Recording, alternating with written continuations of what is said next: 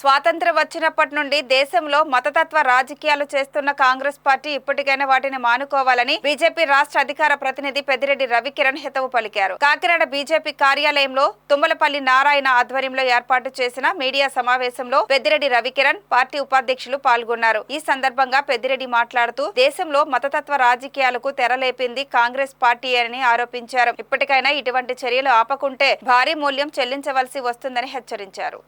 అసలు కాంగ్రెస్ పార్టీకి అంబేద్కర్ గారి మీద ఎటువంటి గౌరవం ఎప్పుడున్నది?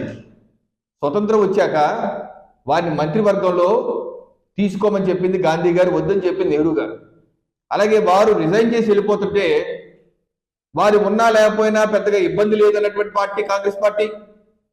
అంబేద్కర్ గారు ఎన్నికల్లో పోటీ చేస్తే వారిని ఓడించడానికి 51లోని 52లో 2-3 తపాలుగా పని కట్టుకొని కమ్యూనిస్టులు సహా కుమ్మక్కై దగ్గరుండి ఓడించిన పార్టీ.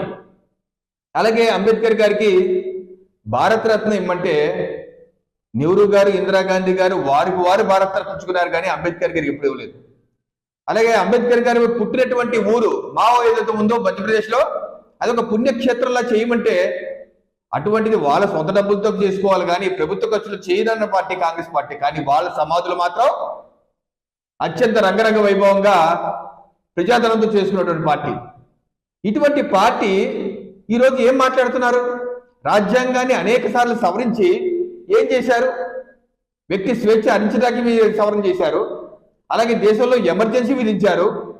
అలాగే ఏ 5 సంవత్సరాల పరిమితి పార్లమెంట్కి ఉండాలి అంటే దాన్ని 6 సంవత్సరాలు చేసే విధంగా ప్రతిపక్షాలు లేకుండా పార్లమెంట్లో చేసినటువంటి పార్టీ. అలాగే ఏదైతే ప్రియాంబుల్ ఉందో సోషలిస్ట్ సెక్యులర్ అనేది పదాలు యాడ్ చేశారో అది ప్రతిపక్షాన్ని జైల్లో పెట్టిన పార్టీ. ఆ సమయంలో ప్రతిపక్షమే లేదు, జైల్లో పెట్టారు. అటువంటి రాజ్యాంగ సవరణలు, చట్ట వ్యతిరేకంగా రాజ్యాంగ సవరణలు చేసి పార్లమెంట్లో చర్చకు తీసుకురాకుండానే తమిళనాడులో సముద్రంలో ఉన్నటువంటి కచ్చదీవిని శ్రీలంకకి ఇచ్చేసినటువంటి పార్టీ. అలాగే రిజర్వేషన్లకు వ్యతిరేకం నెహ్రూ గారు ఈ పుస్తకంలో ముఖ్యమంత్రులు రాసిన లేఖల్లో ఈ పుస్తకంలో ఉంది. 1961లో రాశారు, రిజర్వేషన్ల వల్ల ద్వితీయ శ్రేణి వ్యక్తులు అధికారంలోకి వస్తారు, ఇది దేశానికి మంచిది కదా రాశారు. అలాగే బీసీ రిజర్వేషన్ గురించి మండల్ కమిషన్ వ్యతిరేకంగా రాజీవ్ గాంధీ గారు పార్లమెంట్లో గంటల కొద్ది మాట్లాడారు. అంటే రిజర్వేషన్ వ్యతిరేకం ఆ పార్టీ. అటువంటి పార్టీ ఈరోజు అబద్ధ అసత్య ప్రచారాలు చేస్తూ అక్కడితో ఆకుండా నిస్సిగ్గుగా వీడియోని ముక్కలు చేసి ఏదైతే దుష్ప్రచారం చేస్తారో ఇది మానుకోండి. ఆకాశం మీద ఉమ్మేస్తే అది మీ నెత్తి మీద పడుతుంది. కాబట్టి తస్మాత్ జాగ్రత్త.